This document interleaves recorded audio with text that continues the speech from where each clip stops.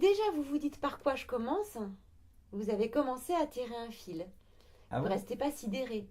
Ouais, Oui, vous pourriez vous dire simplement oh là là, c'est vrai. hein. Là, c'est tiens, vous avez formulé déjà que cette équation, elle était très longue, Ouais. donc vous pouvez en dire quelque chose.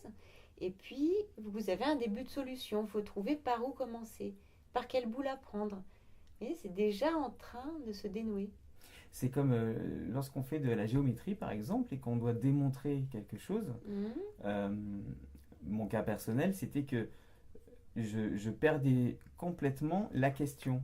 J'étais vraiment ancré et enfin j'étais pas ancré mais j'étais plutôt obsédé par l'énoncé. Mhm.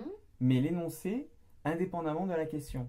Ce qui fait que je me disais mais il me manque ça, il me manque ça, il me manque ça pour démontrer. Oui, Alors que j'ai compris un peu plus tard qu'il fallait qu'on fasse un petit peu comme un épisode de Colombo, quoi, c'est-à-dire ouais. avoir des indices, créer des indices, voir si chaque indice ne va pas en créer un autre, et petit à petit. Pourquoi cette démarche, elle n'est pas vraiment. Euh, Comment dire? Pourquoi les professeurs n'en parlent pas de cette démarche, comme si elle était innée chez certains élèves et pas chez d'autres?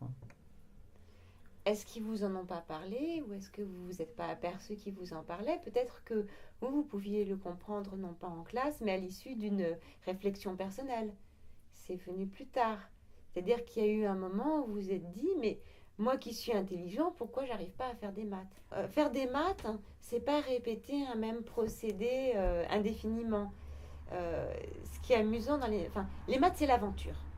On ne sait jamais ce qui va arriver.